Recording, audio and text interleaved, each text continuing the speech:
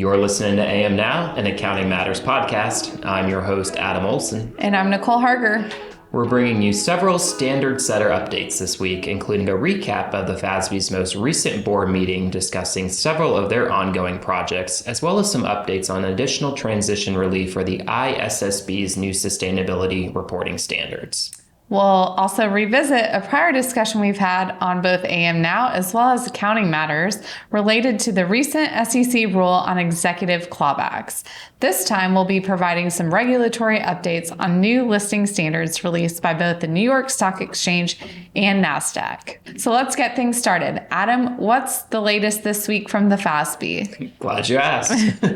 So the FASB met last week and made several decisions on the proposed ASU for joint venture formations. The board affirmed its decision that a JV will be required to recognize and initially measure its assets and liabilities at fair value using a new basis of accounting upon formation.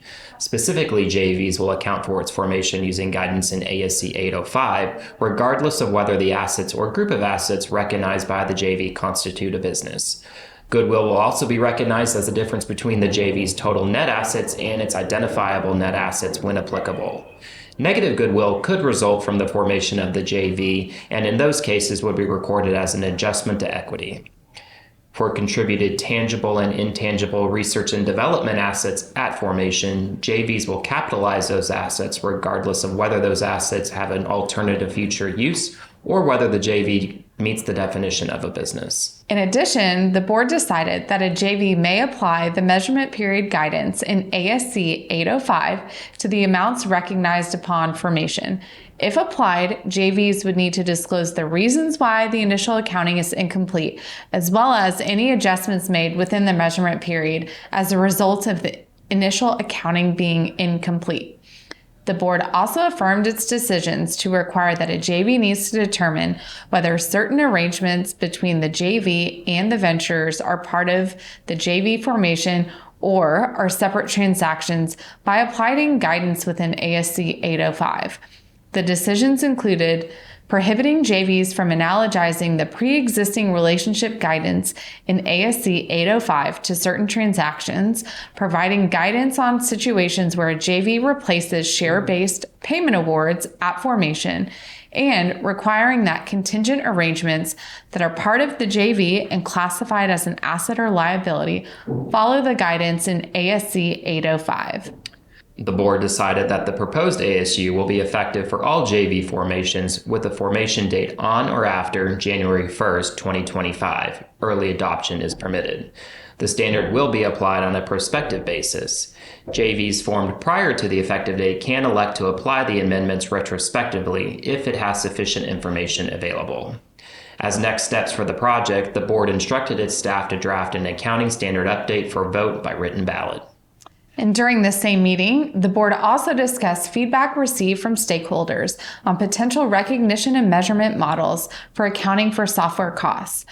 Prior to this meeting, the board directed the staff to research two software cost models, commonly known as the single model and the dual model, which were discussed in this meeting. The initial development cost model, also known as the single model, would require an entity to capitalize all direct software costs from the point at which it is probable that the software project will be completed and the software will be used to perform the intended function. The second model, or the dual model, would require an entity to account for certain software costs as an expense as incurred model and other software costs under the initial development cost model. At the meeting, the board decided to continue its research on the single model and decided to not research the dual model any further. And I know we've had a lot of clients express interest around any potential accounting changes for software costs. Yeah, definitely. So, this is something we will be monitoring closely as the board continues its efforts on this project. Adam, I know on the sustainability front, there have been some recent developments. What can you share with us there? Yeah, there's definitely been some developments there. So the ISSB met last week to continue discussions on additional transition relief to be provided in IFRS S1, the ISSB's general requirement disclosure for sustainability related financial information. As part of that meeting, the ISSB tentatively decided to introduce additional transition relief for S1 that would allow an entity to report on only climate-related risks and opportunities, as set out in S2 climate-related disclosures. In the first year, it applies the ISSB's new standards. The entity would be required to provide information about its other sustainability-related risks and opportunities. In the second year, it applies the two standards.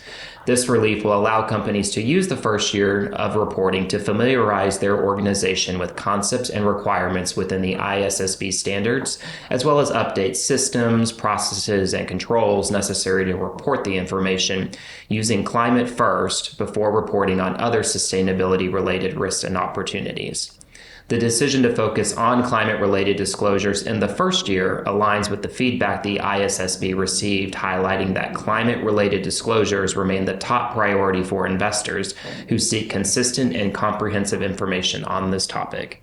Yeah, the full package of transition relief for the first year of applying the standards now includes exemptions from providing disclosures about sustainability-related risks and opportunities beyond climate-related information, exemption from providing annual sustainability-related disclosures at the same time as the related financial statements, exemption from providing comparative information, exemption from needing to disclose Scope 3 greenhouse gas emissions, and lastly, exemption from requiring the use of the greenhouse gas protocol to measure emissions if a company is currently using a different approach.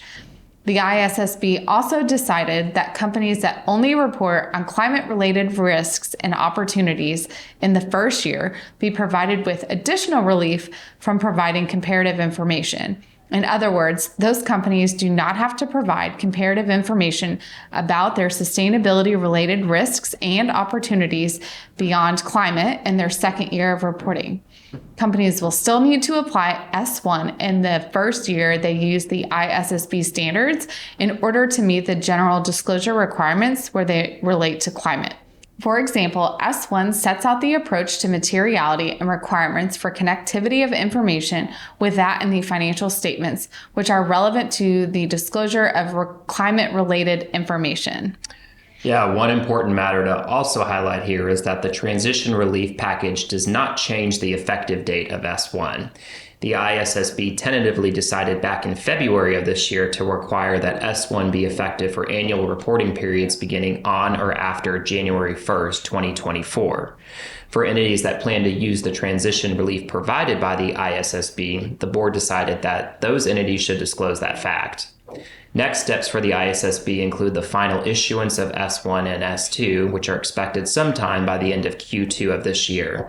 The board also plans to consult on its future priorities for standard setting and will be seeking feedback on 4 additional projects that are focused on biodiversity, human capital, human rights, and integration in reporting to further understand their standard setting priorities.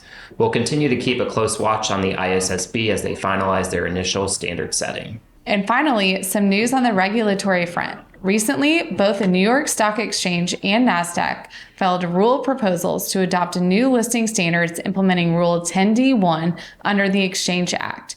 That rule, commonly referred to as the Executive Clawback Rule, was adopted by the SEC last fall and requires national securities exchanges to implement standards to require listed companies to adopt and publicly filed so-called clawback policies to recover erroneously awarded incentive-based compensation following accounting restatements. The proposed listing standards are subject to a 21-day comment period once published in the Federal Register before the SEC can approve them and must become effective by November 28, 2023. Listed companies on those exchanges will then be required to adopt clawback policies that comply with the new standards within 60 days of the effective date of the applicable listing standards. The listing standards proposed by both the New York Stock Exchange and NASDAQ are consistent with Rule 10d-1 and its adopting release.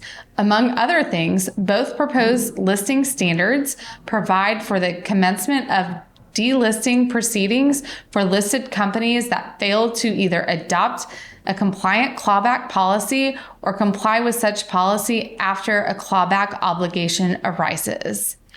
While each of these proposed listing standards by the New York Stock Exchange and NASDAQ are not final, listed companies should begin drafting or amending their existing clawback policies to ensure alignment with the rule and listing standards. In addition, listed companies may need to review existing incentive-based compensation arrangements or plans and consider the need to include language that specifically subjects incentive compensation awards to the issuer's clawback policy. And there you have it for this week. For a deeper dive into what's trending in accounting and finance, check out our other podcast on the Accounting Matters feed on your preferred listening platform.